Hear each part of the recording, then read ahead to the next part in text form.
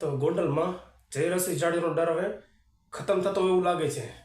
કેમ કે ગોંડલમાં નાગરિક બેંકની ચૂંટણીમાં હવે દરબાર સામે દરબાર એણે ફોર્મ ભર્યું છે.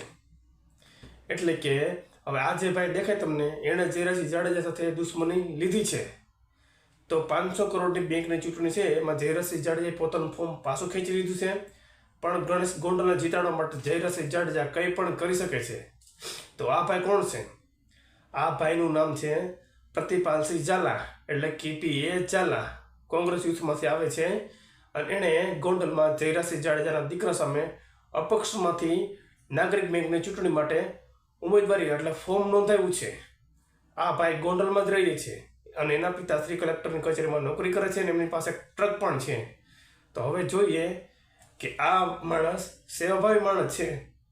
તો આ ભાઈએ જયરાજસિંહ જાડેજા સાથે હવે દુશ્મની લીધી છે. તો આ ભાઈને ઘણા બધા ફોન પણ આવતા હશે કે ફોન પાછું ખેંચી લે તો આમ થઈ જશે, ફોન પાછું ખેંચી લે તો ઓલ કરી નાખશું, આમ કરી નાખશું. કારણ કે જયરાજસિંહ જાડેજા ગણેશ ગોંડલને ચૂંટણી જીતાડવા માટે કોઈ પણ હદ સુધી જઈ શકે છે.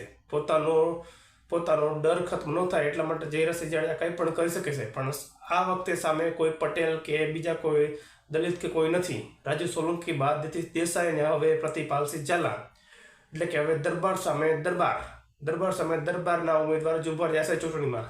તો હવે જોઈએ આગળ શું થશે. તમે બધા કમેન્ટ કરજો કે જયરાજસિંહ સામે આજે પ્રતિપાલસિંહ ઝાલા ઉભા છે, એ ચૂંટણી જીતશે કે ગણેશ ગોંડલ ચૂંટણી જીતશે. અને જયરાજસિંહ જાડેજા સામે આ ભાઈ ઉભા રહીને સારું કર્યું કે ખરાબ કર્યું, અને ગોંડલમાંથી ડર ખતમ થવો જોઈએ કે ના થવો જોઈએ. તમે બધા કમેન્ટ જરૂરથી કરજો. અને ગોંડલમાં 500 કરોડની બેંકની ચૂંટણી 15 તારીખે યોજાવાની છે. તો જોઈએ હવે આગળ એમાં શું થશે.